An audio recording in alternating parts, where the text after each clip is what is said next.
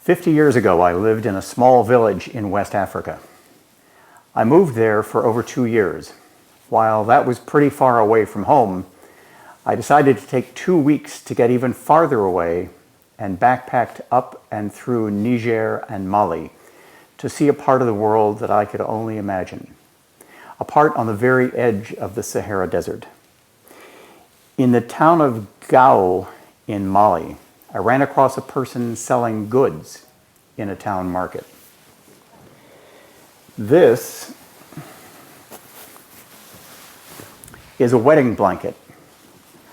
It was made for the nomadic Tuareg people who herd sheep and goats across the sub-Saharan Africa.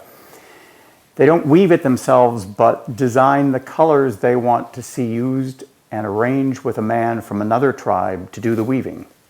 Men who use narrow looms that are portable to weave long bands of mostly natural dyed wool with hand-spun cotton threads.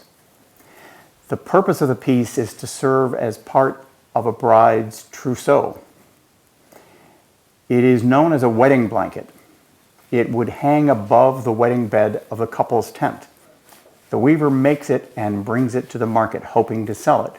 I thought the blanket was beautiful just for the natural colors, and then I had to lug it for the rest of the trip, rolled up to make sure it wasn't damaged.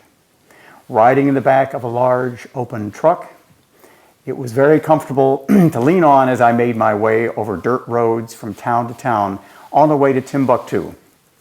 When I got back to my house near the coast, far away from the Sahara, I unrolled it and immediately did what any homeowner would. My house had mud walls and a roof perched on top, but I hung it on the wall. Lots of things crawled in and out. There was an army of termites that had made a home on the blanket and had chewed away a large section of one edge. Fast forward to 2020, and I've been trying to figure out how to repair this damage so I can leave this to my grandchildren. I obviously can't reweave the missing portion any more than I could regrow the hair that used to be on my head. I crafted several small pieces of fabric to attach to fill the space, but along came the parable in Matthew, and now I'm pretty sure I shouldn't try to patch it.